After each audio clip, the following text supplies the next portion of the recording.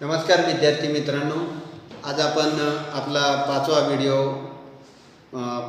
सादर करत आहोत। अत्यंत मनस्वी आनंद होत आहे 5वा व्हिडिओ सादर करताना, कारण आपला 4थ्या व्हिडिओमध्ये शीतयुद्ध, आपला दहशतवाद याविषयी आपण माहिती बघितली आणि आज आपण प्रकरण पहिल्यातला जो उपघटक आहे तो म्हणजे बहुध्रुवीयता या घटकाचा आढावा यामध्ये घेणार आहोत।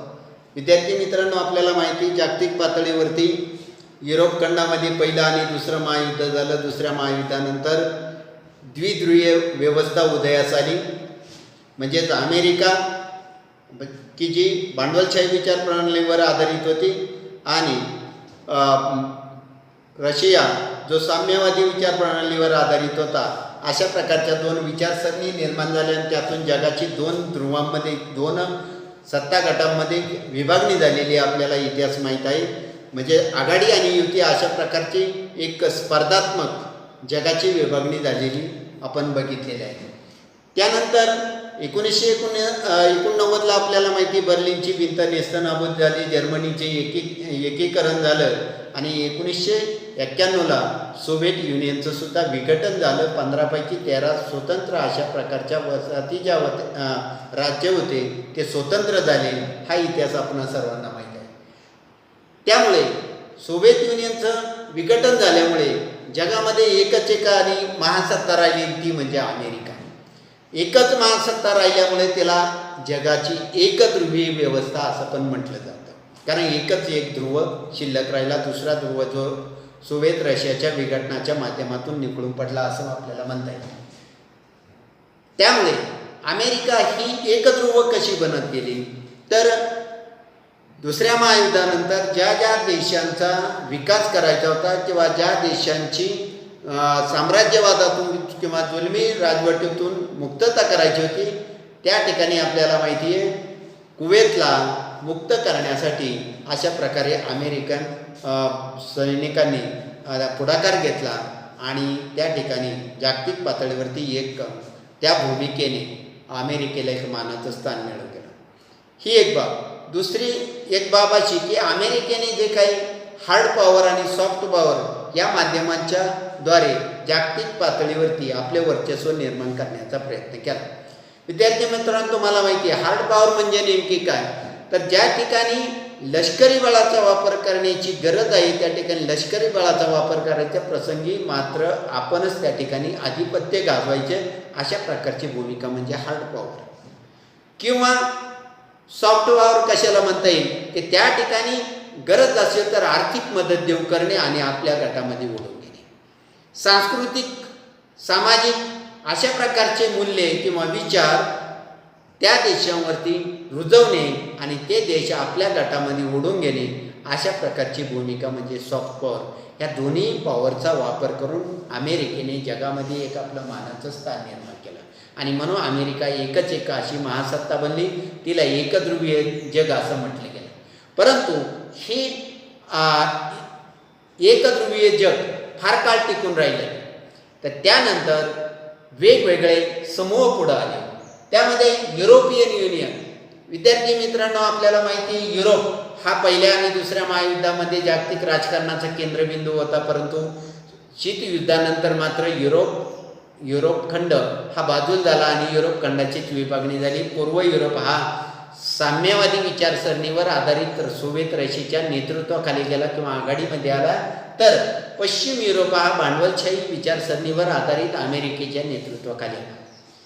परंतु या दोन सत्ता गटांच्या संघर्षातून पुढे आपल्याला माहिती की युरोपियन जो काही संघ होता त्यांनी जागतिक राजकारणामध्ये रस न घेता आर्थिक महासत्ता बनण्याकडे लक्ष केंद्रित केलं आणि त्या पद्धतीने युरोपियन कोळसा, पोलाद अशा प्रकारच्या संघटना निर्माण करून आर्थिक मजबूतीकरणाकडे त्यांनी जास्तीत जास्त लक्ष दिलं।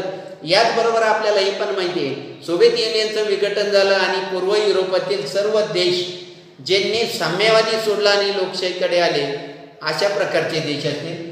परंतु ज्यावेळेस युरोपियन युनियन किंवा युरोपियन अशा प्रकारचा महासंघ निर्माण झाला त्यावेळेस त्यांनी प्रादेशिक एकीकरणाच्या दृष्टिकोनातून आर्थिक विकासाच्या दृष्टिकोनातून एकत्रित आले आणि यामुळे काय झालं, युरोपियन युनियन सारखा एक संघ पुढे उदयास आला आणि हा संघ किंवा युरोपियन बाजारच्या माध्यमातून युरो या ठिकाणी त्यांनी चलन आणलं आणि आज 28 पैकी 19 देशांचं चलन हे युरो आहे आणि हा युरो अमेरिकन डॉलरच्या पेक्षा कितीतरी तुलनेने मजबूत आहे असं आपल्याला सांगता येईल. त्यामुळे युरोपियन युनियन किंवा युरोपमधील असणाऱ्या राष्ट्रांची जी काही एकी आहे त्या एकीकरणातून सुद्धा अमेरिकेपुढे एक नवीन आव्हान निर्माण झालं किंवा हा एक ध्रुव निर्माण होण्याची परिस्थिती निर्माण झाली, नव्हे तर निर्माणच झाला असं आपल्याला म्हणता येईल. त्यानंतर आशियाचा प्रभाव वाढलेला आपल्याला जागतिक राजकारणामध्ये पाहावयास मिळतो. आशियाचा प्रभाव वाढला म्हणजे काय, विद्यार्थी मित्रांनो आपल्याला माहिती आहे आशिया आफ्रिका हे देश हे खंड युरोपीय वसाहतीच्या जोखडाखाली चिरडून गेलेले होते. त्यामुळे या ठिकाणी पारतंत्र्यच होतं. परंतु अशा परिस्थितीमध्ये सुद्धा स्वातंत्र्य मिळाल्यानंतर चीन असेल, जपान असेल, भारत असेल यासारख्या देशांनी आपली आर्थिक प्रगती केली, लष्करी ताकद वाढवली आणि त्यामुळे आशियाई देशांचा सुद्धा प्रभाव आज जागतिक राजकारणात वाढलेला आहे. त्यामुळे आशिया खंडातील चीन, जपान, भारत यासारख्या देशांची आर्थिक ताकद, लष्करी ताकद ही सुद्धा एक अमेरिकेपुढे एक नवीन आव्हान ठरलेलं आहे असं आपल्याला म्हणता येईल. त्यानंतर रशियाचं पुनरुत्थान झालेलं ह्या बाबीचा आपल्याला विचार करावा लागेल, कारण का नव्या प्रादेशिक संघटनांचे वाढतं अशा प्रकारचं महत्त्व लक्षात घेऊन एकध्रुवीय व्यवस्थेला आव्हान दिलेली पाहावयास या ठिकाणी मिळेल. मग या ठिकाणी चीनचं अमेरिकेसमोरील कोणती आव्हान आहे, तर अमेरिका प्रणित जो काही एकध्रुवीय जग होतं त्या जगाला चीनने शक्तिशाली अशा प्रकारचं आव्हान दिलेलं आहे. 1970च्या मध्यात डेंग शाओपिंग यांनी चीनमध्ये उदारमतवादी किंवा उदारीकरणाचे धोरण स्वीकारून जास्तीत जास्त आर्थिक प्रगती करण्याचा प्रयत्न केला आणि त्यामुळे चीनने जगात एक आज प्रबळ स्थान मिळवलं असं आपल्याला म्हणता येईल. त्यानंतर 1990च्या दशकामध्ये तर अजूनच नव्याने काही नाट्यमय घडामोडी घडलेल्या आपल्याला पाहावयास मिळतील. चीनने वन बेल्ट वन रोड ही संकल्पना स्वीकारली आणि त्यामुळे चीन पाकिस्तान आर्थिक कॉरिडॉर सारखे प्रकल्प, महत्त्वाकांक्षी प्रकल्प राबवण्यास सुरुवात करून आपले प्रभाव क्षेत्र वाढवण्याचा प्रयत्न केला. याबरोबर मध्य आशिया असेल, पूर्व आशिया असेल या प्रदेशावरती वर्चस्व गाजवण्यास सुरुवात केली. आफ्रिकेत देखील प्रवेश करून शेजारील देशांच्या पलीकडे जाऊन चीनने आपला प्रभाव वाढवण्याची महत्त्वाकांक्षा दाखवलेली या ठिकाणी आपल्याला पाहावयास मिळते. दक्षिण चीनमध्ये सुद्धा चीन आपलं लष्करी किंवा वायुदल, नौदल यांच्या माध्यमातून प्रभाव पाडण्याचा प्रयत्न करत आहे. म्हणजेच काय, चीनचं एक अमेरिकेपुढे नवीन आव्हान तयार झालेलं आहे. म्हणून आशियामध्ये असणारा चीन असेल, जपान असेल, भारत असेल हे सुद्धा वेगवेगळे ध्रुव निर्माण झालेले. युरोपमधले असणारं वेगवेगळा युनियन असेल ते नवीन आव्हान निर्माण झालेलं आहे. त्यामुळे जगाची वाटचाल जी आहे ती एकच एक ध्रुवीयतेकडून बहुध्रुवीयकडे जाताना आपल्याला पाहावयास मिळते.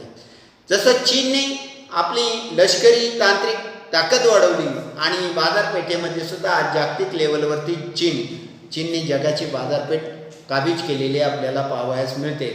याबरोबरच रशियाने सुद्धा अशा प्रकारचं एक आव्हान अमेरिकेला दिलेलं आहे, अमेरिकन महासत्तेला दिलेलं आहे.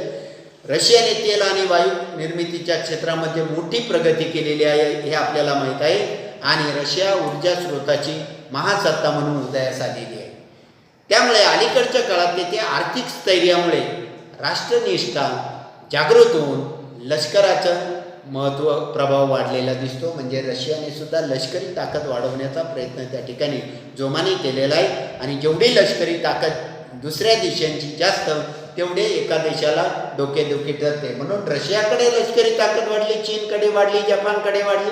ही डोकेदुखी अमेरिकेच्या दृष्टिकोनातून वाढलेली आहे. त्यामुळे एकध्रुवीयतेचा ह्रास होऊन बहुध्रुवीयतेकडे वाटचाल होताना आपल्याला पाहावयास मिळते.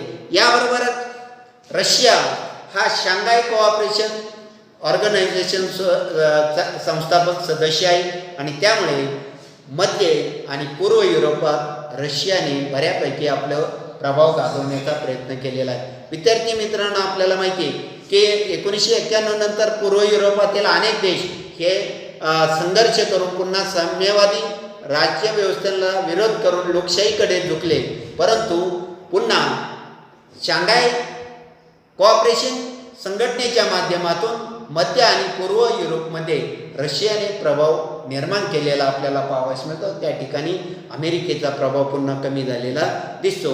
याबरोबरच इंडो पॅसिफिक प्रदेश जे आहे त्यांचं सुद्धा महत्त्व अलीकडच्या काळात वाढलेले आपल्याला जाणवते. त्यामध्ये चीन असेल, भारतासारखे देश असतील, आर्थिक वृद्धी झालेली दिसते. दक्षिण चीन महासागरातील संघर्ष असेल, एशियाचं वाढलेलं महत्त्व आहे. पॅसिफिक प्रदेशात अमेरिकेला असणारा जो काही रस आहे यामुळे या प्रदेशाचे महत्त्व आणखीनच वाढलेले आहे असं आपल्याला म्हणता येईल. भविष्य काळामध्ये इंडो पॅसिफिक प्रदेशांच्या मध्ये चीनपेक्षाही भारताची भूमिका अत्यंत महत्त्वाची असेल असं आपल्याला म्हणता येईल. म्हणजेच एकंदरीत आपल्याला सांगता येईल युरोपातील काही देश अग्रणी होत आहेत, आशिया खंडातील चीन, जपान, भारतासारखे देश पुढे येत आहे. आर्थिक, तांत्रिक, लष्करी क्षेत्रामध्ये रशियाने सुद्धा आपली ताकद वाढवलेली आहे. इंडो पॅसिफिक प्रदेशातील जे काही देश आहेत ते पुढे येत आहे आणि विशेषतः त्याच्यामध्ये भारताचं स्थान अत्यंत महत्त्वाचं आणि भविष्य काळात भारत एक महासत्तेकडे वाटचाल करणारे आहे. ह्या सगळ्या गोष्टींचा एकंदरीत परामर्श घेतला तर अमेरिकेच्या एकध्रुवीय व्यवस्थेला निश्चितच त्या ठिकाणी आव्हान दिले जात आहे आणि म्हणून जगाची वाटचाल बहुध्रुवीयतेकडे होताना आपल्याला पाहावयास मिळते. पुढच्या लेक्चरमध्ये आपण बहुध्रुवीयतेच्या वेगवेगळ्या संघटनांचा आढावा घेऊ. धन्यवाद.